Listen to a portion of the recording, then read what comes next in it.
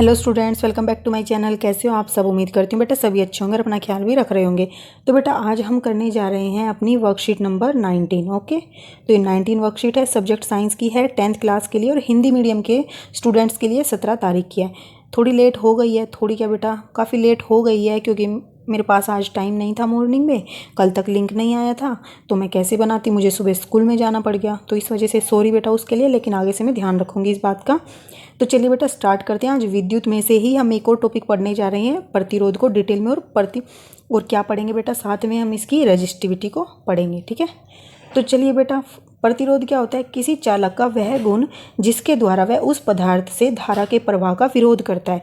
तो प्रतिरोध क्या होता है? किसी भी चालक का एक गुण होता है जिसके द्वारा वो उस पदार्थ से धारा को, यानी करंट को, विद्युत को प्रवाह होने से रोकता है। हम पढ़ चुके हैं ओम के नियम के अनुसार समान ताप पर, ठीक है, फिक्स जो वैल्यू होती है टेम्परेचर की, उस पर विभवांतर और धारा के बीच अनुपात क्या होता है? एक स्थिरांक होता है, कांस्टेंट होता है, जिसे हम क्या बोलते हैं? प्रतिरोध बोलते हैं। तो प्रतिरोध होता क्या, ये तो पता चल गया। और प्रतिरोध के गुण क्या है बेटा? ये प्रतिरोध किसका गुण है? चालक का गुण है, जो क्या करता है? धारा को प्रवाह होने से रोकता है। अब बेटा ये डिपेंड किस किस पर करता है? ठीक है, निर्भर किस पर करता है? किसी चालक का प्रतिरोध उसके आकार, आकृति, देखो आकार यानी कि उसका किस तरीके का आकार है, आकृति, ठीक है, आकार क्या था? साइज था उसका, ठीक है, आकृति उसकी शेप किस तरीके की, पदार्थ की प्रकृति यानी कि उसका नेचर कैसा है, किस पदार्थ से मिलकर बना हुआ है वो, ठीक है, पदार्थ की प्रकृति पर निर्भर करता है। तो चालक का प्रतिरोध एक विशिष्ट तापमान पर, ठीक है, तो एक अगर तापमान को हम फिक्स कर दें तो वो किस पर डिपेंड करता है? चालक की लंबाई पर, ठीक है, ये कितना लंबा है, और अनुप्रस्थ काट का क्षेत्रफल। अनुप्रस्थ काट का क्षेत्रफल क्या होता है बेटा? जिससे विद्युत धारा प्रवाह करती है, तो ये वाला जो होता है, ये दोनों साइड, ये होता है अनुप्रस्थ काट का क्षेत्रफल। ठीक है, यहीं से क्या होता है? इसमें से करंट फ्लो करता है। ठीक है, तो ये मत सोचना कि सिलेंड्रिकल है, सिलेंड्रिकल नहीं, ये वाला पार्ट, ये क्या है? सर्कल है। ओके, और पदार्थ की प्रकृति पर निर्भर करता है।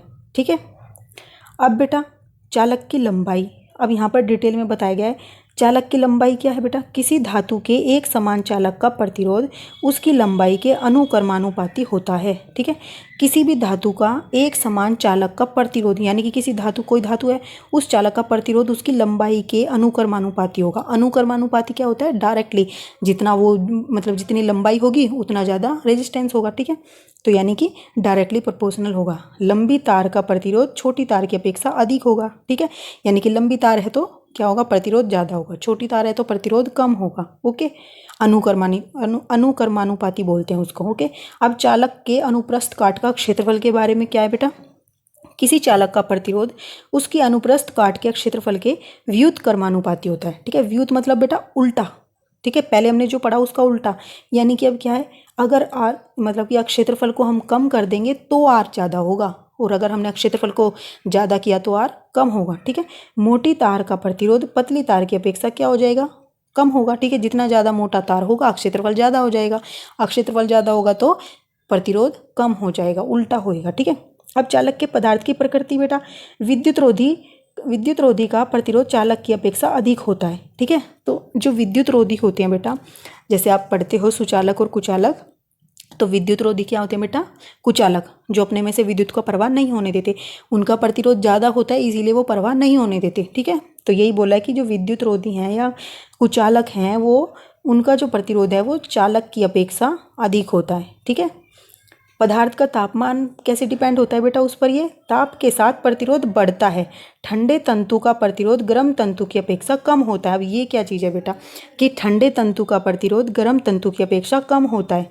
तो ये क्या है बेटा? जैसे अब ये मानो आप कि अगर हम किसी पदार्थ को में से का टेम्परेचर बढ़ा दें तो उससे क्या होगा? उसके अंदर जो इलेक्ट्रॉन या प्रोटॉन वगैरह हैं बेटा, उनकी जो मूवमेंट होती है उनके अंदर, ठीक है, वो इस वजह से वो क्या होते हैं? एक दूसरे से टकराते हैं। अब ये सोचो, एक रोड है, एक पर तो 2-4 गाड़ियाँ चल रही है और एक पर कितनी सारी 10-20 गाड़ियाँ साइड बाय साइड चल रही हैं, तो ट्रैफिक ज़्यादा होगा, जिसकी वजह से क्या होगी? स्पीड कम हो जाएगी।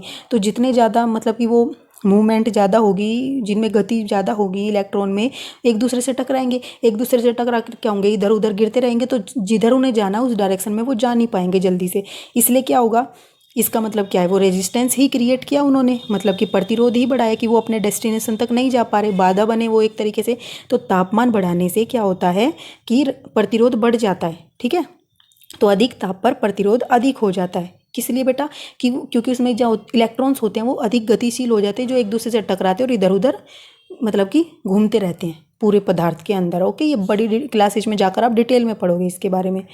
तो इसलिए बेटा हमने क्या समझा, जो आर है, रेजिस्टेंस है, प्रतिरोध है, वो डायरेक्टली है लेंथ के अनुक्रमानुपाती है, एरिया के क्या है, व्युत्क्रमानुपाती है। तो इसलिए अगर कंबाइन करके लिख देंगे तो क्या होगा, आर इज व्युत्क्रमानुपाती कह लो या अनुक्रमानुपाती, क्या हो जाएगा, एल बाय ए के। ठीक है, अगर हम बेटा प्रोपोर्शनैलिटी को हटाएंगे, हम पढ़ चुके हैं, तो हम क्या लगाएंगे, एक कांस्टेंट लगाते हैं। तो यहाँ पर हम जो कांस्टेंट लगा रहे हैं वो क्या है, रो। ठीक है, जहाँ पर रो क्या है, चालक के पदार्थ की प्रतिरोधकता है। ठीक है, ये क्या है, प्रतिरोधकता के नाम से जाना जाता है। जैसे रेजिस्टेंस या प्रतिरोध क्या था, ओम्स लॉ के अंदर विभवांतर और करंट या धारा के बीच में क्या था, एक कांस्टेंट था। ठीक है, तो इस तरीके से ये भी एक कांस्टेंट कह सकते हो या समानुपाती कह सकते हो। ठीक है, प्रोपोर्शनैलिटी कांस्टेंट बोल सकते हो। समानुपाती का मतलब कि ये दोनों एक दूसरे के इक्वल तो हैं, लेकिन किस अनुपात में है, एक जो है वो दूसरे की कितने गुना है, ये होता है समानुपाती। ओके, नहीं बेटा समझ आ रहा है आपको ये प्रोपोर्शनैलिटी, तो आप लास्ट वाली वीडियो देखना, उसमें मैंने अच्छे से समझाया, आपको अच्छे से समझ आएगा। अब बेटा प्रतिरोधकता क्या है, यह संख्यात्मक रूप से इकाई लंबी से एक इकाई लंबे और एक इकाई अनुप्रस्थ काट के क्षेत्रफल के प्रतिरोध के बराबर होता है।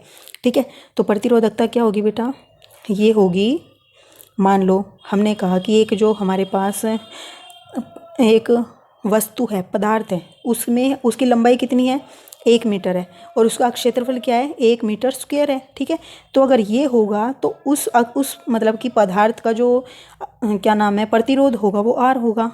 तो ये रेजिस्टिविटी जो होगी उसके डायरेक्टली प्रोपोर्शनल हो जाएगी, या डायरेक्टली प्रोपोर्शनल हो जाएगी आर के, ऐसे लिख लो। ठीक है, प्रतिरोधकता प्रतिरोध के अनुक्रमानुपाती हो जाएगी, कब, जब उस पदार्थ की लंबाई 1 मीटर हो और उसका क्षेत्रफल क्या हो, 1 मीटर स्क्वायर हो। ओके, अब बेटा इसकी यूनिट कैसे निकालोगे, यूनिट क्या है इसकी, एसआई जो मात्रक होगा ओम मीटर होगा। वो कैसे आया बेटा, आर क्या थी, हमने अभी ऊपर पढ़ा, रो एल बाय ए होता है। ठीक है, तो रो क्या होती है बेटा, रो ही निकालनी है, तो रो को हम इधर ले आएंगे, तो ये क्या हो जाएगा, आर ए बाय एल। ठीक है, तो आर का क्या था बेटा, हम पढ़ चुके हैं, ओम होता है, और ए मीटर है, और मीटर स्क्वायर है, और लेंथ क्या है, मीटर है, तो मीटर से मीटर कट गया एक, तो क्या बचा, ओम मीटर। ठीक है, ये इसकी यूनिट आ गई। ओके, अब बेटा यही हम कह रहे हैं कि यह पदार्थ की लंबाई और मोटाई यानी कि क्षेत्रफल पर निर्भर नहीं करती, परंतु पदार्थ की प्रकृति और ताप पर निर्भर करती है। क्योंकि हमने अभी कहा बेटा कि यूनिट एरिया होगा और यूनिट क्षेत्रफल हो जाएगा उसका, मतलब कि यूनिट क्षेत्रफल होगा और यूनिट ही उसकी लेंथ हो जाएगी ही, तो क्या होएगा, वो तो एक दूसरे से कट जाएंगे 1 1 करके, और उसका क्या हो जाएगी, वो डायरेक्टली प्रोपोर्शनल हो जाएगी प्रतिरोध के। ठीक है, और प्रतिरोध किस पर डिपेंड करता है, प्रकृति पर डिपेंड करता है और तापमान पर डिपेंड करता है। ओके, तो इसलिए रेजिस्टिविटी या प्रतिरोधकता पदार्थ की प्रकृति और तापमान पर निर्भर करेगी। ओके, विभिन्न पदार्थों की प्रकृति बेटा अलग अलग होती है, क्योंकि हर जो पदार्थ होता है उसकी गुण भी अलग अलग होते हैं, सभी के गुण एक जैसे तो नहीं होते, गुण अलग अलग हैं, तो इस वजह से ही उनकी जो प्रतिरोधकता है वो भी अलग अलग हो जाएगी। ये दी गई हैं। ठीक है, इनको आप याद कर सकते हो। अब ये जो इम्पोर्टेंट बात है बेटा कि विद्युत रोधी जो होते हैं, कुचालक जो होते हैं, उनकी प्रतिरोध ज़्यादा होता है उनका, तो प्रतिरोध ज़्यादा है तो हमने क्या कहा था, प्रतिरोधकता डायरेक्टली प्रोपोर्शनल है प्रतिरोध के, प्रतिरोध ज़्यादा तो प्रतिरोधकता भी ज़्यादा। ठीक है, फिर उसके बाद बेटा मिश्र धातु की होती है प्रतिरोधकता ज़्यादा। ठीक है, किससे, चालक से, चालक की सबसे कम होती है प्रतिरोधकता भी और प्रतिरोध भी, इसी वजह से उसमें से अधिक करंट फ्लो हो पाता है, धारा प्रवाहित हो पाती है।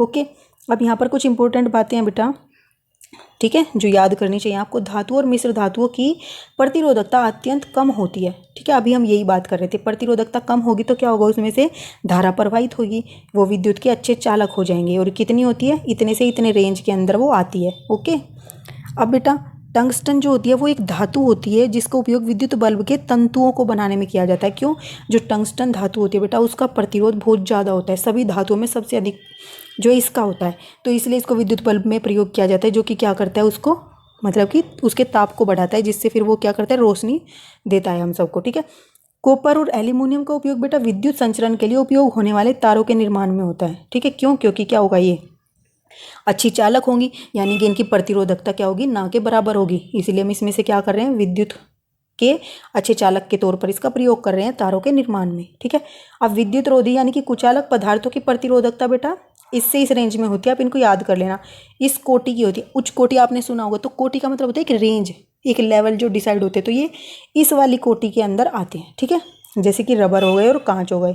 अब बेटा मिश्र धातु जो होती है, मिश्र धातु का प्रतिरोध उनकी अवयव धातुओं की अपेक्षा अधिक होता है। जो मिश्र धातु होती हैं उनकी जो प्रतिरोधकता होती है यानी कि करंट को फ्लो होने से रोकने की जो क्षमता होती है वो अवयवी धातुओं की अपेक्षा अधिक होती है। अवयवी धातु कौन से होते हैं बेटा, जैसे कि ये मिश्र धातु है, ये अनेक धातुओं से मिलकर बनी है, तो ये जिन जिन धातुओं से मिलकर बनी, मान लो 4 से मिलकर बनी है, तो ये अवयव धातु होती हैं। ठीक है, शुद्ध धातु जिनको बोला जाता है। तो इन धातुओं की अपेक्षा इसका प्रतिरोध ज़्यादा होगा, क्योंकि इन सब का प्रतिरोध इसके अंदर आ गया तो इसका ज़्यादा हो ही जाएगा। ठीक है, और इसके सारे गुण भी इसके अंदर आ गए, इसलिए इनका उपयोग विद्युत इस्त्री, ठीक है, और गीजर जैसी विद्युत तापन युक्तियों में किया जाता है। यानी कि जैसे प्रेस हो गई बेटा, वो ज़्यादा हीट की ज़रूरत होती है, हीटर में भी, गीजर में भी, रोड में भी, तो इन सब में क्या होता है, तापमान की ज़रूरत होती है। तो जिसका तापमान, जिसकी प्रतिरोधकता ज़्यादा होगी, जिसका प्रतिरोध ज़्यादा होगा, वही ताप ज़्यादा प्रोड्यूस कर पाएगा या ते उत्पन्न कर पाएगा। तो इसलिए इन वाले मिश्र धातुओं का ज़्यादा होता है, वो हम इनको यूज करते हैं इसलिए इसमें। ठीक है, और दूसरा बेटा इनका गलनांक भी जो होता है वो कम होता है, मतलब कि अधिक होता है किसकी अपेक्षा, अवयव धातुओं की, शुद्ध धातुओं की अपेक्षा। तो ये जल्दी से गलती नहीं है, टूटती नहीं है। ठीक है, अब बेटा इसके कुछ क्वेश्चन हैं उनको कर लेते हैं, चलिए स्टार्ट करते हैं। बेटा फर्स्ट क्वेश्चन क्या है आपका, किसी चालक का प्रतिरोध किन कारकों पर निर्भर करता है। तो जो चालक का प्रतिरोध है वो हमने सबसे पहले ही पढ़ा था कि किसी चालक का प्रतिरोध उसके आकार, आकृति और पदार्थ की प्रकृति पर निर्भर करता है। 3 चीज़ें याद रखो, आकार, आकृति और प्रकृति और पदार्थ। ठीक है, या फिर कह सकते हो एक विशिष्ट तापमान पर किसी चालक का प्रतिरोध उसकी लंबाई पर, उस अनुप्रस्थ काट के क्षेत्रफल पर और पदार्थ की प्रकृति पर निर्भर करता है, जिसको हम इस तरीके से भी लिख सकते हैं। ठीक है, अब बेटा दूसरा क्वेश्चन क्या है कि एक तार जिसकी लंबाई L है और प्रतिरोध R है, तो खींचे जाने पर उसके अनुप्रस्थ काट की त्रिज्या आधी हो जाती है। खींची गई तार को प्रतिरोध क्या है, तो खींची गई तार का प्रतिरोध क्या है वो हमें निकालना है। तो बेटा पहले आपको क्वेश्चन को अच्छे से समझना है, तभी आप इसको सोल्व कर पाओगे इजीली। आज तो तुम्हें लग सकता है ये थोड़ा कन्फ्यूजिंग, लेकिन आप धीरे धीरे जब इसको करोगे बेटा तो आपको ये बहुत अच्छा लगने लगेगा। बहुत अच्छा का मतलब है कि आपको समझ आ जाएगा ये। ओके, तो क्या दिया हुआ है बेटा इसमें, सबसे पहले दिया है कि तार की लंबाई कितनी है, फिर प्रतिरोध R दिया हुआ है। ठीक है, और हम त्रिज्या को मान लेते हैं बेटा इसके, या क्या मान लेते हैं, R मान लेते हैं, छोटे वाला। ओके, तो खींचने पर तार की त्रिज्या आधी हो जाती है। ठीक है, तो जब हम तार को खींचते हैं तो उसकी त्रिज्या क्या होती है, आधी हो जाती है। यदि तार की त्रिज्या R है तो खींचने के बाद तार की त्रिज्या क्या हो गई, आधी हो गई, जो हम ऐसे लिख सकते हैं R' से मान लिया आप, यहाँ पर R1 मान लो, R2 मानो, कुछ भी मानो। ठीक है, तो R/2 हो गई ये। ठीक है, अब आपको क्या लिखना है कि ज्ञात क्या करना है, तो ज्ञात क्या करना है बेटा, खींची गई तार का प्रतिरोध R' है। अब ज्ञात क्या करना है बेटा, ज्ञात किया हमने, क्या किया, जैसा कि हम जानते हैं कि R क्या होता है, ρL/A के बराबर होता है। तो प्रारंभ में तार का क्षेत्रफल कितना होगा बेटा, हमने क्या कहा था, एक तार होती है इस तरीके की होती है, उसका क्रॉस सेक्शन ये हो गया, तो ये इसका क्या अनुप्रस्थ काट का क्षेत्रफल होगा। ये सर्कल है, वर्ग है। ठीक है, तो इसका क्या, वर्ग नहीं सॉरी बेटा, वृत्त है। ठीक है, तो वृत्त का क्षेत्रफल हो जाएगा πr²। तार की लंबाई L हमने मानी हुई है, दी हुई है। तार का आयतन निकालेंगे, तार का आयतन क्या हो जाएगा बेटा, क्षेत्रफल इंटू में लंबाई, तो क्या हो जाएगा A इंटू में L, या πr²/L इंटू L। अब बेटा खींचने के बाद क्या होगा, जब हमने तार को खींच दिया तो तार का क्षेत्रफल क्या हो जाएगा, A' मानेंगे हम। ठीक है, आप कुछ भी मान सकते हो, πr' के स्क्वायर के बराबर हो जाएगा। ठीक है, तो R' की स्क्वायर क्या थी, आधी हो गई थी खींचने के बाद, तो हम ये पुट कर देंगे, तो यहाँ से हमारे पास ये आ जाएगा हमारा एक क्षेत्रफल। ठीक है, अब तार की लंबाई L' है। ओके, तार का आयतन क्या होगा, V' होगा, जो कि क्या होगा, AL' के बराबर और A' और L' के बराबर हो जाएगा। ठीक है, अब बेटा ये आयतन हमने निकाला क्यों है, इसका ये रीज़न था कि हम जानते हैं कि ये सब हमने निकाल लिया, लेकिन जो आकार होता है बदलने पर भी आयतन बराबर रहता है। ठीक है, हम किसी भी वस्तु का आकार बदल देंगे तो उसका आयतन थोड़ी ना बदल जाएगा। मान लो 1 किलो चीनी है, अब आप उसको एक ड्रम में डाल दो या एक पॉलीथीन में डाल लो, तो क्या उसका आकार थोड़ी ना, मतलब कि वो आयतन थोड़ी चेंज हो जाएगा, वो तो 1 किलो ही रहेगी। आप उसको किसी भी बर्तन में डालो, ठीक है, या उसको अलग अलग थोड़ा थोड़ा करके डाल दो। ठीक है, तो बेटा हम इनको क्या कर सकते हैं, बराबर रख सकते हैं। तो हमने दोनों को बराबर रख दिया, तो πr²L को हम इनके बराबर रखेंगे तो ये एक दूसरे से कट जाएंगे, तो क्या आएगा, यहाँ से L' की वैल्यू आ जाएगी 4L के बराबर। इसलिए बेटा खींचे गए तार का प्रतिरोध क्या हो जाएगा, रो तो सेम रहेगी, ठीक है, पदार्थ की प्रकृति सेम ही रहने वाली, चाहे तोड़ो उसको, छोटा करो चाहे बड़ा करो, ठीक है। तो L dash by A L dash change आएगा, तो हम इनकी वैल्यू पुट करेंगे तो बेटा हमारे पास ये आएगा, जो कि अब इसमें ये क्या है, आर के बराबर ही होता है। तो इस तरीके से जो प्रतिरोध है बेटा वो जो पहले प्रतिरोध था उसका 16 गुना हो जाएगा। ओके, तो आप लिख सकते हो कि इसलिए त्रिज्या आधी होने पर और लंबाई 4 गुना होने पर प्रतिरोध 16 गुना बढ़ जाएगा। इस तरीके से क्वेश्चन को सोल्व करते हैं, ठीक है। आपको अभी लंबा लगेगा, लेकिन जैसे आप सोल्व करते जाओगे कई बार तो आपको ईजी लगने लगेगा। ओके, अब बेटा थर्ड क्वेश्चन क्या है, कॉपर को विद्युत संचरण की तारों में क्यों प्रयोग करते हैं। जो कॉपर है बेटा उसको विद्युत की संचरण यानी कि विद्युत प्रवाह करने वाली तारों के रूप में प्रयोग क्यों किया जाता है, क्योंकि बेटा यह विद्युत का अच्छा चालक होता है। दूसरा, इसका प्रतिरोध भी बहुत कम होता है यानी कि ना के बराबर होता है, और यह अधिक महंगा भी नहीं होता। जैसे कि सिल्वर है बेटा, चांदी है, वो क्या है, एक अच्छा सुचालक है, इससे भी कॉपर से भी ज़्यादा अच्छा चालक है वो, ठीक है, लेकिन फिर भी उसको यूज नहीं कर सकते क्योंकि वो क्या है, महंगा है। ओके, लेकिन ये महंगा नहीं है। विद्युत संचरण की तारों का प्रतिरोध क्या होता है, अब ये पूछा है बेटा, तो क्या होता है बेटा, हमने अभी पढ़ा कि क्योंकि ये विद्युत की अच्छी चालक होती हैं तो इसलिए इनका प्रतिरोध ना के बराबर होता है। ओके, अब विद्युत तापन युक्तियों के निर्माण में तापन अवयव शुद्ध धातुओं की अपेक्षा मिश्र धातु से क्यों बनाए जाते हैं। ये लास्ट क्वेश्चन है बेटा हमारा, क्यों बनाए जाते हैं, क्योंकि मिश्र धातुओं का प्रतिरोध शुद्ध धातुओं की अपेक्षा अधिक होता है, ठीक है। मिश्र धातुओं का जो प्रतिरोध होता है बेटा वो ज़्यादा होता है, किसकी अपेक्षा, धातुओं के, हम अभी ऊपर पढ़ चुके हैं, और ये विद्युत के प्रवाह का प्रतिरोध करती हैं, ठीक है। तो जिसकी वजह से क्या होता है, इनका तापमान बढ़ जाता है, परंतु इनका जो गलनांक होता है वो शुद्ध धातुओं की अपेक्षा अधिक होता है, ठीक है। तापमान बढ़ने पर भी ये जल्दी से गलती नहीं है, जिसके कारण, ठीक है, अधिक तापमान पर भी ये शीघ्रता से नहीं गलती, इसीलिए हम इनका प्रयोग क्या करते हैं, मतलब कि तापन युक्तियों को निर्माण में इनका प्रयोग करते हैं, किसकी बजाय, अवयवी शुद्ध धातुओं की अपेक्षा है, ठीक है। तो ये थी बेटा आपकी आज की वर्कशीट और ये क्वेश्चंस, उम्मीद करती हूँ आपको अच्छे से समझ आए होंगे। ना आए तो बेटा कमेंट बॉक्स में पूछ लेना, ठीक है। और जो अपना नेक्स्ट टॉपिक होगा बेटा हम अपनी नेक्स्ट वीडियो में करेंगे, तब तक के लिए ऐसे हंसते रहिए, मुस्कुराते रहिए, पढ़ते रहिए और आगे बढ़ते रहिए। Thank you.